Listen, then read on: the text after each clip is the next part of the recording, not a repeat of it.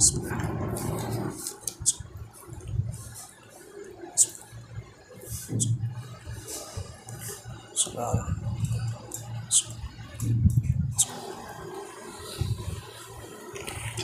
बिल्लाहि मिनश शैतानिर रजीम।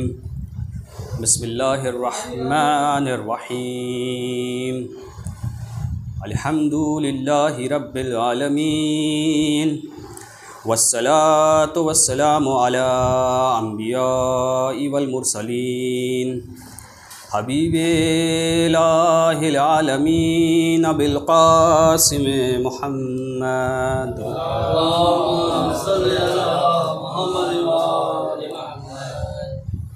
व अला अहलि बैतिहि तय्यबीन अत्ताहिरीन अल मासूमीन वलानतुल्लाहि अला आदाइहिम अजमईन। अम्मा बाद, बिस्मिल्लाहिर रहमानिर रहीम। अल्हम्दुलिल्लाहि रब्बिल आलमीन अर्रहमानिर रहीम मालिकी यौमिद्दीन इय्याका नअबुदु व इय्याका नस्तईन इहदिनस सिरातल मुस्तकीम सिरातल लज़ीना अनअमता अलैहिम गैरिल मग़दूबि अलैहिम वलद्दाल्लीन।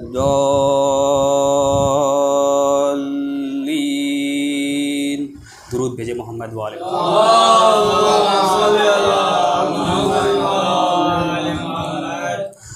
रसूल अकरम मोहम्मद सल्लल्लाहु अलैहि वसल्लम की हदीस है कि अगर खुदा किसी बंदे को नवाजना चाहता है तो उसे दीन के ऊपर गौर करने की तौफ़ीक़ इनायत फरमाता है, दीन को समझने की तौफ़ीक़ इनायत फरमाता है।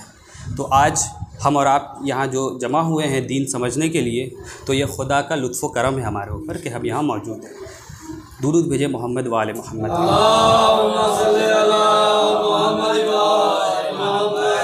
बेशक आज़ादारी अपने आप में बहुत सवाब रखती है। ये जो हम ज़िक्र सय्यदुश्शुहदा कर रहे हैं इसका बहुत अजर व सवाब है, लेकिन इस सवाब से बढ़कर इमाम हुसैन का मिशन है, समझना उसे ज़्यादा ज़रूरी है कि इमाम हुसैन ने इतनी बड़ी क़ुरबानी क्यों दी। क्योंकि हमारा दीन जो है वो सॉलिड फाउंडेशन के ऊपर है, मुहकम फाउंडेशन है उसका, हमारे दीन का। तो आज की मजलिस का जो टॉपिक मैंने मुंतखब किया है वो ये है कि दौरे हाजिर में दीन पर अमल कैसे करें। आज की जो दुनिया है इसमें दीन पर अमल कैसे करें, उस दीन पर अमल करने में हमें क्या क्या चैलेंजेस आएंगी, क्या क्या मुश्किलात आएंगी, और उन मुश्किलात को कैसे उनका सामना करें, उसको ओवरकम कैसे करें। सलवात पढ़े बर मोहम्मद वाले मोहम्मद।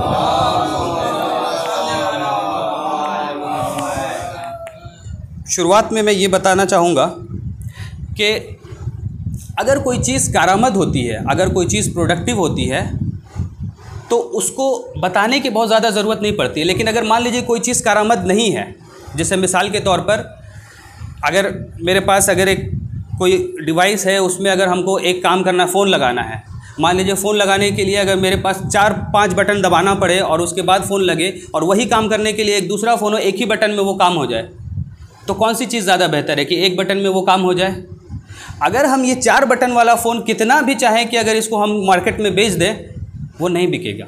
कुछ दिन एडवर्टाइजमेंट करने पे बिकेगा, लेकिन कुछ दिन के बाद वो बिकना बंद हो जाएगा। क्यों? क्योंकि ये कारामद नहीं है। मिसाल के तौर पे अगर मेरे पास एक गाड़ी है और वो पुरानी गाड़ी है, मैं अपनी पूरी ज़िंदगी उस गाड़ी पे गुजार दूँ, मैंने गुजार दी अपनी पूरी ज़िंदगी उस पुरानी गाड़ी पे।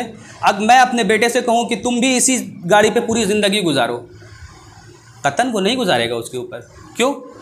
क्योंकि वो कारामद नहीं है, वो प्रोडक्टिव नहीं है। मान लीजिए कि मोहब्बत पेदरी में वो उस गाड़ी को रखे भी, लेकिन उसके बाद की जनरेशन उसे रखेगी भी नहीं। क्यों? क्योंकि जगह घेर रही है, उसका कोई मसरफ़ नहीं है, तो वो हटा देगा उसको। हमारा दीन, अगर यही चीज़ अगर हमारे दीन के साथ है, अगर हमारा दीन कारामद नहीं है और हम अपने नस्ल को ये बता नहीं सकते हैं कि हमारा दीन हमें क्या देगा, तो क्या हमारी नस्ल जो उसके बाद की नस्ल है, क्या उसे वो फॉलो करेगी? कतन नहीं करेगी। तो हमारे बच्चे दीन को फॉलो कैसे करेंगे? हमें उन्हें ये साबित करना होगा कि दीन कारामद है, दीन प्रोडक्टिव है, ये साबित करना पड़ेगा। आजकल का दौर आइडियोलॉजी का दौर है। हर मज़हब अपने अपने दीन को बहुत बेहतरीन तरीके से पेश कर रहे हैं। तो हमें क्या साबित करना पड़ेगा कि हमारा दीन कारआमद है और दीन वो चीज़ें करने के काबिल है कि जो दुनिया में और कोई चीज़ नहीं कर सकती है, ये बताना पड़ेगा।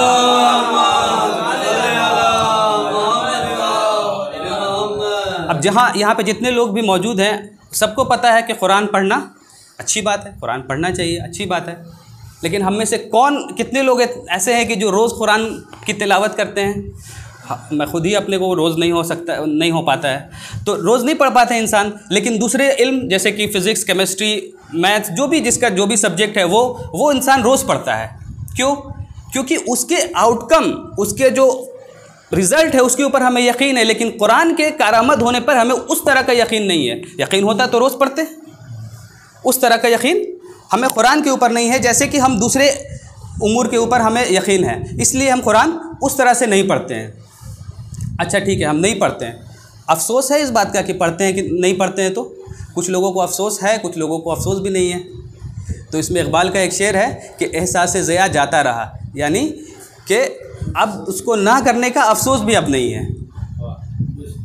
तो वही चीज़ दीन के साथ है। अगर हम दीन को समझ के नहीं करेंगे तो हम तो इस पे अमल करेंगे, कैसे भी करके अपनी ज़िंदगी गुजार देंगे। लेकिन हमारे बाद की जो नस्ल है वो नस्ल क्या करेगी, जो नेक्स्ट जनरेशन है वो क्या करेगी कि उसके ऊपर अमल करना कम कर देगी। उसके बाद की नस्ल क्या करेगी, वो अमल नहीं करेगी। उसके बाद की नस्ल क्या होगा कि उसको इस बात का अफसोस भी नहीं होगा कि हम इस पर अमल नहीं कर रहे हैं। तो दीन को समझना ज़रूरी है। और आज के जो लाइफ में बिजी शेड्यूल में जो है दीन पे अमल करना, तो यहाँ पे मैं एक आयतुल्लाह खुमैनी सल्लल्लाहु बर मोहम्मद वाले मोहम्मद का एक वाक़या नक़ल करना चाहूँगा कि उनके दिल में कुछ तकलीफ़ हुई। तो ये जो है ईरान में जब रिवॉल्यूशन आ चुका था उसके बाद का वाक़या है कि आयतुल्लाह खुमैनी के दिल में कुछ दर्द हुआ। तो वहाँ पे डॉक्टर्स की सारी टीम आई और टीम आने के बाद जो है आयतुल्लाह खुमैनी को उन्होंने बोला कि आप सुबह से लेके रात तक का अपना पूरा जो रूटीन है वो आप लिख के दें कि आप सुबह उठते हैं तो क्या करते हैं, उसके बाद दिन भर आप क्या करते हैं। आयतुल्लाह खुमैनी को कहा कि आप लिख के दें, डॉक्टर की टीम ने। तो उसी के हिसाब से वो जो है उनका खाने पीने का रूटीन बनाएंगे कि आप इतना मेहनत करते हैं तो उसके हिसाब से इतना खाना खाइए तो आपका जो है बैलेंस रहेगा, सब चीज़ सही रहेगा। तो आयतुल्लाह खुमैनी इतने डिसिप्लिन इंसान, हर कोई जानता है, इसमें कोई ढकी छुपी बात नहीं है कि एक एक वक्त उनका मुअय्यन है कि इस वक्त हमको ये काम करना है, उस वक्त हमको वो काम करना है, उस वक्त हमको वो काम करना है। उन्होंने पूरा चीज़ लिख दिया और लिखने के बाद उसमें एक चीज़ लिखा कि सुबह में फ़जर के वक्त मैं 2 घंटा जागता हूँ। क्या लिखा उन्होंने कि सुबह में फ़जर के वक्त 2 घंटा मैं जागता हूँ। तो उन्होंने बोला कि आपको हमने बताया था कि आप जो भी काम करते हैं उसको बताइए कि मतलब आप मसलन नमाज़ पढ़ते हैं या फिर उस वक्त कुरान करीम की तिलावत करते हैं, क्या करते हैं उसको वो बताइए कि आप उस वक्त करते क्या। उस हिसाब से हम लोग डाइट थे। बोले कि वो मेरे और खुदा का मामला है, उसे छोड़ के आप रूटीन बनाइए।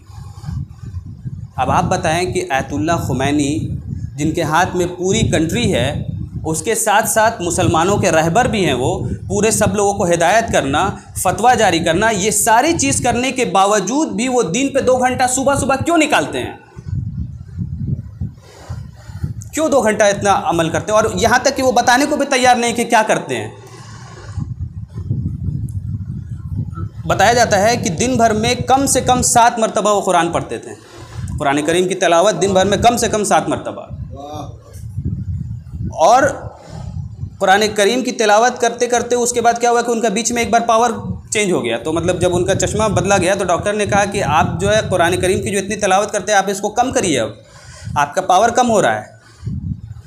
इसकी तिलावत करने से आपका पावर कम हो रहा है, आप सुनिए कुरान करीम को, कहीं पे ऑडियो से सुनिए, आप पढ़िए कम। तो उन्हें बोला कि अगर कुरान करीम पढ़ने से पावर जा रहा है तो जाने दो पावर। आखिर दीन उन्हें क्या दे रहा है ऐसा कि जिसकी वजह से वो छोड़ने को तैयार नहीं है। और हम और आप अगर दिन भर में अगर किसी दिन 2-5 रकअत नमाज, 4-5 रकअत नमाज एक्स्ट्रा पढ़ लिया तो लगता है बहुत ज़्यादा आज इबादत हो गई। और वो इतनी इबादत करने के बावजूद भी क्या कहते हैं, कुछ थकते नहीं हैं वो लोग। तो पता ये चलेगा, इसका नतीजा ये निकलेगा कि दीन उन्हें कुछ दे रहा है जो कि खुदा ना करे कि वो हमें नहीं मिल रहा है। वो चीज़ हमारी इबादत में हमें वो चीज़ नहीं मिल रही कि जो उन्हें मिल रहा है, तभी तो इतना इबादत करने के बावजूद भी नहीं थक रहे हैं। तो हमें ये जानना पड़ेगा कि दीन हमें देता क्या है।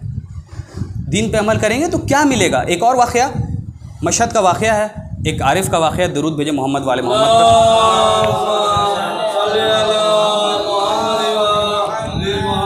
मशहद में इमाम रज़ा का जो रोज़ा है, एक अल्लाहुम्मा सल्ली अला मुहम्मद व आले मुहम्मद, ये वाक़या मैं उसका कोर बयान कर रहा हूँ, मतलब ये डिप टू डिप एग्जैक्ट वाक़या वो आरिफ मशहद के थे या फिर आए थे, ये मैं पूरी तरह से नहीं बता सकता हूँ, लेकिन ये वाक़या यही है कि वो मशहद गए और मशहद में जाने के बाद इमाम रज़ा के रोज़े पर गए। वहाँ जाने के बाद उन्होंने वहाँ के खादिम से कहा कि मुझे इबादत करना है, ऊपर की का जो है दरवाज़ा खोल दो। तो जो लोग गए हैं उन्हें पता होगा, मैं तो नहीं गया हूँ, जो जहाँ से मैंने सुना है उन्होंने बताया कि वहाँ जो है छत बहुत ऊँची होती है, तो इतना ऊपर होती है कि अगर ऊपर से कोई आवाज़ देगा तो नीचे नहीं आएगी आवाज़। तो वहाँ पे उन्होंने बोला खादिम को कि खोलो दरवाज़ा, मैं ऊपर जाके इबादत करूँगा। तो खादिम ने कहा कि अभी तो इतनी ज़्यादा ठंड है आगा, और बर्फ़बारी भी हो रही है, तो बर्फ़बारी यानी स्नोफॉल, ओला नहीं, तो वो बर्फ़बारी भी हो रही है, आप ऊपर जाइएगा तो आपके सेहत को नुकसान है। तो आरिफ ने क्या कहा, आरिफ ने कि उसकी फ़िक्र तुम मत करो, तुम दरवाज़ा खोल दो। खादिम ने दरवाज़ा खोल दिया, वो आगा ऊपर चले गए। ऊपर जाने के बाद तय ये हुआ कि तुम नीचे से दरवाज़ा बंद कर देना, इसलिए क्योंकि अगर दरवाज़ा खुला रहेगा तो और लोग भी ऊपर चले आएंगे, तो इस वजह से उन्होंने कहा कि नीचे के दरवाज़ा बंद कर देना। और तय ये हुआ कि 1 घंटे या आधे घंटे के बाद तुम वापस आना और फिर मुझे लेके चले जाना, मैं इबादत कर लूँगा। वो खादिम नीचे गया, नीचे जाने के बाद जो है जो उमूर था उसे अंजाम दिया, और उमूर अंजाम देने के बाद उसको वो भूल गया कि आगा को ऊपर छोड़ के गए हैं, वो घर चला गया। वो ये बात को भूल गया कि आगा ऊपर हैं, वो घर चला गया। और उसके बाद फिर दूसरे दिन जब सुबह में फजर के अजान के वक्त वो आ रहा है तो उसे तब याद आया कि आगा को तो ऊपर छोड़ दिया था। अब वो रोता पिटता वहाँ पहुँचा, सोचा कि अब एक तो उनकी उम्र ज़्यादा, ऊपर से बर्फ़ पड़ रही है और उनको छत पे इतने ठंड में छोड़ के आए हैं, तो उसको ये लगा कि अब आगा, अब मैं जाऊँगा तो आगा ज़िंदा नहीं रहेंगे। तो जब वो वहाँ पहुँचा ऊपर तो उसने बयान किया कि जब मैं ऊपर गया तो मैंने देखा कि आगा जो है रुकू की हालत में थे और उनके पुश्त पे पूरी बर्फ़ की एक लेयर बनी हुई थी, पूरी बर्फ़ जमी हुई थी, और वो ज़िक्र इलाही कर रहे थे।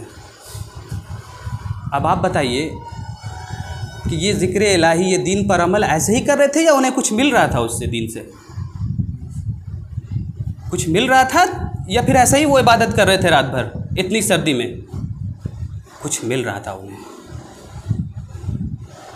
आखिर दीन पर अमल करने में ऐसी क्या चीज़ हो जाती है कि जिसकी वजह से लोग हर कुछ कुर्बान करने को तैयार हो जाते हैं? दुनिया में ऐसी चीज़ नहीं हो सकती है, और हमें ये जानना होगा कि आखिर वो चीज़ क्या है। और जब हमें वो पता चल जाएगा तो हम भी दीन पर अमल कर पाएंगे। दुरूद भेजे मोहम्मद वाले मोहम्मद।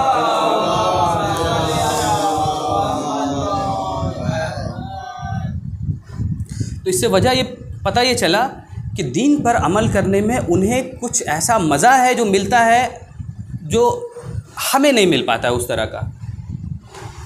हमारे लिए क्या होता है कि अगर बच्चे को अगर नमाज़ सिखाना है, बच्चे को नमाज, तो उसके पीछे पड़ जाते हैं, एकदम हाथ भी चला रहे हैं, गुस्सा भी कर रहे हैं, डांट भी रहे हैं, नमाज़ पढ़ो नमाज़ पढ़ो।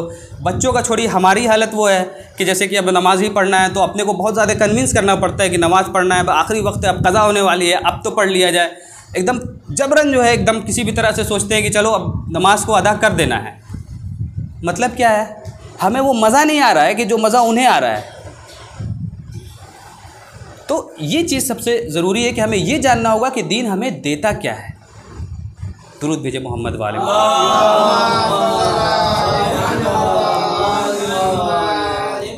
अब ये बात करेंगे कि दीन पर अगर हम अमल करेंगे तो मिलेगा क्या, क्या मिलेगा। इमाम हुसैन का जो मकसद था करबला में, जो जनाब अली अकबर की शहादत थी, जनाब अली असगर की शहादत थी, क्या उसका मकसद पूरा हो गया? पूरा नहीं हुआ है। कौन पूरा करेगा वो मकसद? हम पूरा करेंगे। मान लीजिए हमने नहीं किया तो कौन पूरा करेगा? गैर आके पूरा करेंगे ये मकसद। और वल्लाह अगर हमने पूरा नहीं किया तो गैर आएंगे और वो पूरा करेंगे। गैरों ने नहीं किया तो क्या होगा? परवरदिगार कुरान करीम में इरशाद फरमाता है कि परवरदिगार नबी के ज़बान से ये इरशाद फरमाता है कि परवरदिगार एक कौम को पैदा करेगी, वो मकसद को पूरा करेगी। और हमारा मुहाफिज, हमारा रहबर पर्दे गैबत में है।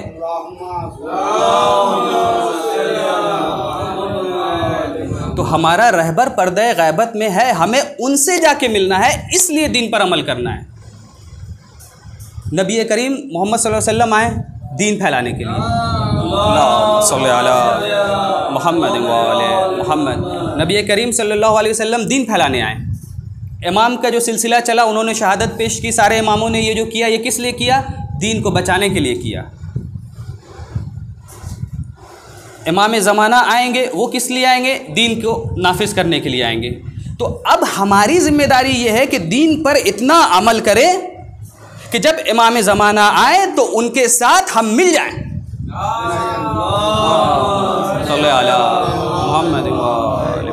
और उसके लिए बेहतरीन चीज़ जो है वो है अज़ादारी सैयदुश शुहदा।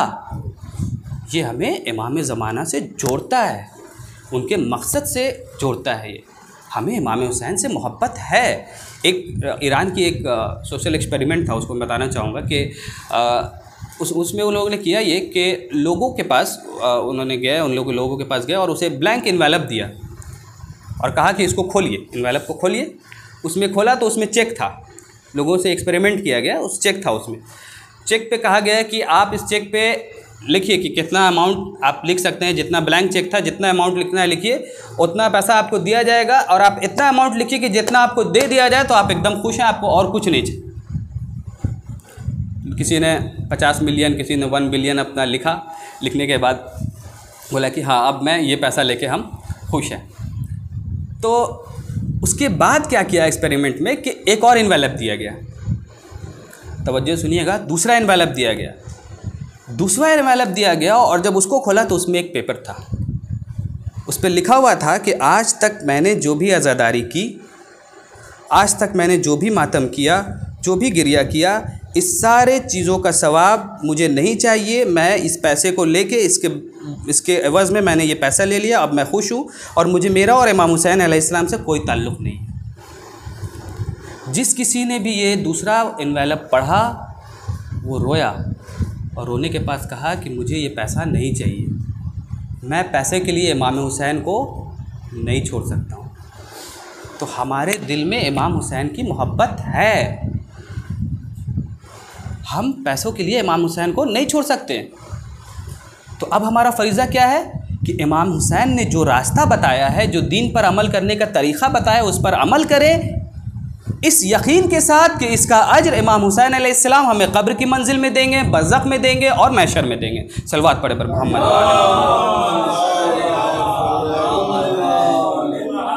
एक और सलवात पढ़े पर।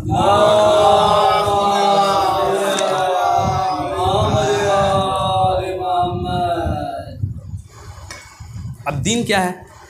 नमाज, रोज़ा, हज, ज़कात, यही दीन है। यही हम समझते हैं कि यही दीन है।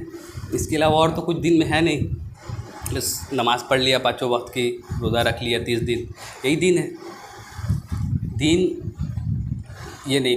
फिर एथिस्ट के लिए क्या दीन है? जो खुदाई को नहीं मानता है उसके लिए क्या दीन होगा? या फिर गैर मज़हब के लिए क्या दीन होगा? तो दीन सिर्फ नमाज, रोज़ा, हज, ज़कात नहीं है।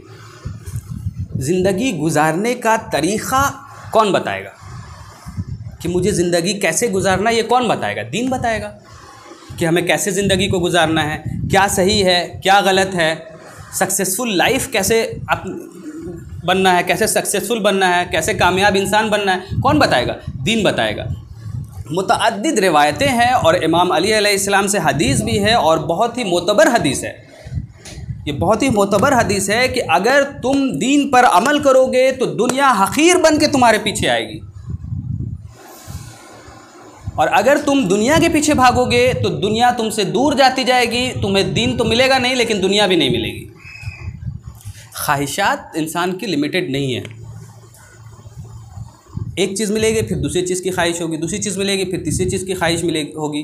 तो दीन पर अगर इंसान अमल करेगा तो दुनिया खुद ब खुद आएगी। तो अब हमें ये सोचना पड़ेगा कि हम दीन पर अमल क्या सोच के करें, कैसे करें। तो हमें ये सोचना पड़ेगा पहले कि ये जो ज़िंदगी हम गुजार रहे हैं, क्या ये ज़िंदगी एंड है या इसके बाद भी कोई ज़िंदगी है? सबसे पहले दीन को पे अमल करने के लिए ये समझना ज़रूरी है कि ये जो ज़िंदगी है हमारी 50 साल 60 साल की, इसके बाद कोई ज़िंदगी है या नहीं है। तो इसके बाद ज़िंदगी है और बहुत लंबी ज़िंदगी है, बहुत लंबा बरज़ख का मंजिल है, और फिर उसके बाद जो है महशर है, उसके बाद फिर तब जाके जन्नत और जहन्नम, वो बहुत बाद का स्टेज है। तो अब यहाँ पे ये बात आएगी कि जब हमें ये पता है और उसके बाद जो हमारी जो इतनी प्लानिंग्स होती हैं कि जैसे हम प्लान करते हैं कि आज हमें ये बिज़नेस करना है, मुझे प्रोफेशनल लाइफ में ये करना है, फिर वो करना है, और सारी कुछ अब सेटिंग रहती है इंसान की, अपने बच्चे के लिए ये इंश्योरेंस कराना है, वो कराना है, ये सब क्या ये गारंटी है कि हम कितना दिन ज़िंदा रहेंगे? यूथ्स में किसी को पता है कि हम कितना दिन ज़िंदा रहेंगे? लेकिन नहीं पता है, लेकिन फिर भी प्लानिंग है। लेकिन जब हमें ये तो पता है कि इस ज़िंदगी के बाद एक लंबी ज़िंदगी है, उसके लिए प्लानिंग नहीं है, यानी हमें उस चीज़ के ऊपर उस तरह से यकीन नहीं है जितना इस चीज़ के ऊपर यकीन है। तो सबसे पहले हमें ये अपने ऊपर काम करना पड़ेगा कि हमें ये दिमाग में अपने रखना होगा कि इसके बाद भी ज़िंदगी है, हमें वहाँ के लिए प्लान करना है। सलवात पढ़े पर मोहम्मद वाले मोहम्मद।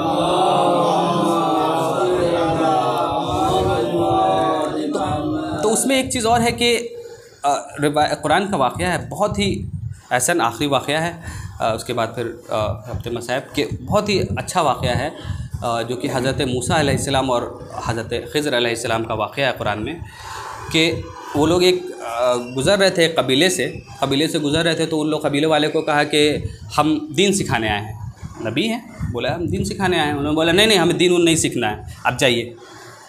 फिर बोला कि ठीक है, हम भूखे हैं, हमें कुछ खाने के लिए दे दो। तो बोला नहीं खाना वाना कुछ नहीं है, लेकिन बोला कि नहीं खाना वाना कुछ नहीं है, आप लोग जाइए, क्योंकि दीन सिखाने आए थे, आप लोग जाइए, कुछ नहीं है। फिर उसके बाद बोला कि हम पैसे देंगे, बोला कि नहीं पैसे वैसे कुछ नहीं चाहिए, आप लोग जाइए। तो जैसे ही थोड़ा सा आगे बढ़े तो उसके बाद देखा कि एक दीवार गिर रही है, और वो दीवार गिर रही थी और कोई उसको बचाने वाला नहीं था। हज़रत ख़िज़्र और जनाब मूसा दोनों उस दीवार को बनाने लगे। जब दोनों बनाने लगे तो जनाब मूसा ने हज़रत ख़िज़्र से कहा कि इन लोगों ने, जैसे हमारी ज़बान में, कि इन लोगों ने तो हमारे साथ ऐसा सलूक किया, और आप जो है इनकी दीवार बना रहे हैं, कुछ उजरत तय कर लेते कि जब बनाएंगे तो इतना पैसा लेंगे। तो उन्होंने बोला कि इसके पीछे एक राज है, इससे पीछे एक राज है। राज ये है कि ये दीवार अगर गिर जाती तो इसके नीचे एक ख़जाना है, और ये ख़जाना 2 यतीम का हक़ है। अभी वो जो 2 यतीम छोटे बच्चे हैं, अगर ये दीवार गिर जाती और ख़जाना आश्कार हो जाता तो क्या होता कि ये जो कबीले वाले हैं वो ख़जाना ले लेते और ये डिफेंड नहीं कर पाता।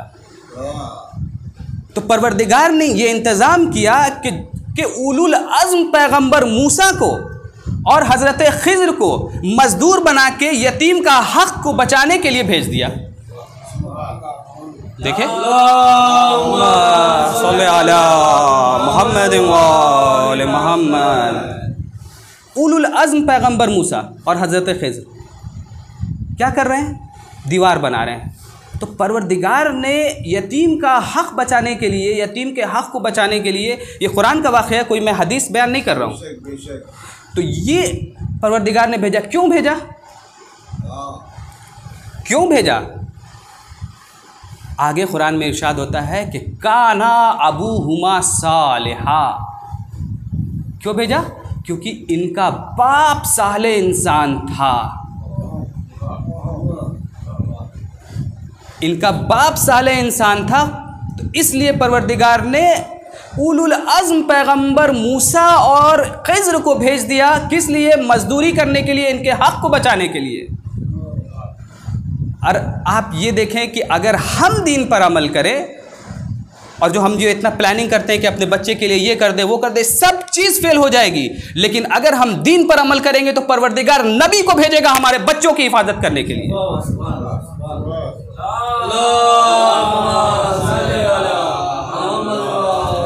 अगर हम दीन पर रहेंगे तो परवरदिगार नबी भेज के हमारे बच्चों की परवरिश करवाएगा, उसकी हिफाजत करेगा। और यही दीन सिखाता है। और इसी वजह से जो मोतबर शख्सियत है अयतुल्लाह खुमैनी का मैंने बताया, उन आरिफ का बताया, वो लोग ये इबादत इसीलिए करते हैं, यकीन है परवरदिगार पे, ये यकीन है, इस वजह से वो इस तरह से इस मंजिल पर इबादत करते हैं। ये दीन देता है, ये रियलिटी दिखाता है दीन, और इसलिए लोग अमल करते हैं। और इसी वजह से करबला वाले ने कुर्बानी दी। इमाम हुसैन ने अपना पूरा घर लुटा दिया इस दीन के लिए। वो यकीन है परवरदिगार पे, कुछ भी हो जाए, लेकिन वो जो मुहकम यकीन पैदा जब होगा दीन पर अमल करने के बाद, वो दीन देगा। रात भर इबादत कर लिया, बर्फ़ जम गई, लेकिन परवरदिगार पे यकीन कैसा है?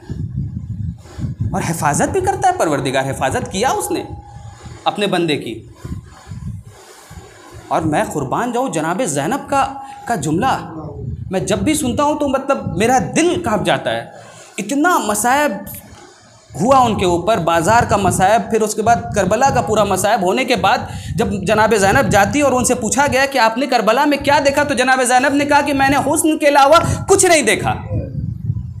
कितनी अजीम बात है, सब कुछ लुट गया, इतना मसायब हो गया, लेकिन हुआ क्या? कह रही है जनाब ज़ैनब कि मैंने करबला में सिर्फ हुस्न और हुस्न ही देखा, अल्लाह की वहदत देखी, अल्लाह की तौहीद देखी।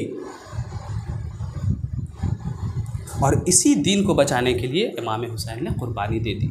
जब जनाब सज्जाद मदीना जाते हैं और लोग पूछते हैं कि इमाम आप इतना गिरिया क्यों करते हैं, इमाम आप इतना गिरिया क्यों करते हैं, आपकी तो विरासत है शहादत। तो मौला सज्जाद कहते हैं कि मेरा अली अकबर लुट गया, ये मेरी विरासत है, लेकिन मेरी फूफियों का दरबार में जाना ये हमारी आदत नहीं है, ये हमारी आदत नहीं है। फरमाया गम इस बात का नहीं है कि हमें गैरों ने नहीं पहचाना, गम इस बात का था कि अपनों ने पहचानने से इनकार कर दिया। एक मोमिना है जिसे बचपन से हुसैन ने पाला, छोटी थी यतीम हो गई थी, इमाम घर ले आए, कुरान ज़ैनब ने सिखाया, हिजाब ज़ैनब ने सिखाया।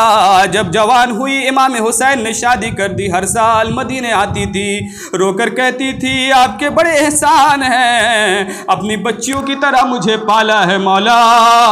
मैं अपने शौहर को कहती हूँ कि मेरा इमाम बड़ा करीम है, हर साल कहता है कि कब आएंगे तेरे इमाम, मैं दावत दूंगा, बचपन से तुझे पाला है। इमाम ने फरमाया शीरी हम आएंगे, फरमाया शीरी हम आएंगे मगर तुम पहचान न सकोगी। इतना सुनना था कि शीरी खड़ी हो गई और फरमाया मौला उन आँखों को निकाल दूं जो हुसैन को न पहचान सकी। इमाम ने फरमाया शीरी तेरा कसूर नहीं होगा, हालत बदल जाएगी, मगर हुसैन की एक वसीयत है, कैदी बड़े मजलूम होते हैं, कैदियों का ख्याल रखना। हालत बदल गई, ज़ैनब की चादर उड़ के लुट गई, सकीना यतीम हो गई, हुसैन का सर कट गया, अब्बास के बाजू कट गए, रबाब की गोदी उजड़ गई। सैदानियों का काफिला बाजार में आया, शीरी ने कहा हुआ था अपने शौहर को कि जब भी कोई कैदी नजर आए उसे घर जरूर लाना। जैसे ही बाजार से गुजरा उसकी नजर जख्मी कानों पे पड़ गई, जख्मी रुखसार पे पड़ गई। नन्ही सी सकीना को देखा, दौड़ता हुआ घर आया, कहा शीरी तूने कहा था कि कैदी को घर लाना, मेरी जिंदगी गुजर गई मगर मैंने कभी 4 साल कैदी नहीं देखा। शीरी ने कहा कैदियों को घर ले आओ।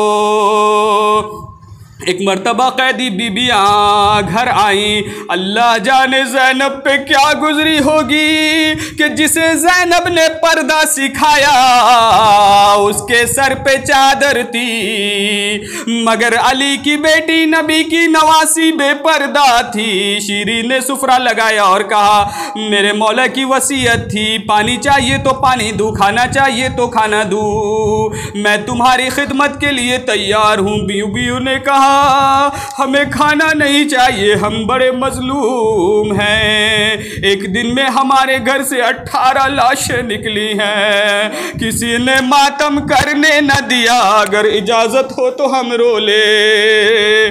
कहा मैं क्यों रुकूंगी। कैदी बीबियों ने हल्का बनाया और एक मर्तबा एक बीबी उठी और बड़े दर्द भरे लहजे में कहा ऐ अब्बास के गरीब भैया, अब्बास के प्यासे भैया। शीरी ने जैसे सुना कहा चुप हो जा, अब्बास मेरे मौले के भाई का नाम है। बीबी यहाँ बैठ गई। शीरी ने कहा अगर तुम्हारे मखतूल की कोई बेटी है तो उसका नाम लेकर बयान करो। एक बीबी उठी और बड़े दर्द भले लहजे में कहा सकीना के प्यासे बाबा, सकीना के गरीब बाबा। कहा चुप हो जा सकीना मेरे मौले की बेटी का नाम है, अल्लाह मेरे मौले की खैर करे। शीरी रोने लगी और कहा अगर तेरे मखतूल की कोई बहन है तो उसका नाम लेके गिरिया कर अज़ादारो। अब कोई नहीं बल्कि खुद जनाब ज़ैनब उठी और कहती है ज़ैनब गरीब भैया, ज़ैनब के गरीब भैया है, उजड़ी हुई ज़ैनब के प्यासे भैया। शीरी को समझ में नहीं आया, कदमों में गिर कर कहा कैदी बीबी बता तू कौन है। एक मर्तबा बालों को हटाया, कहा नहीं पहचाना, अना ज़ैनब बिन्ते हुसैन, अना ज़ैनब बिन्ते हुसैन। ऐ शीरी तेरे मेहमान आ गए, ऐ शीरी तेरा हुसैन आ गया।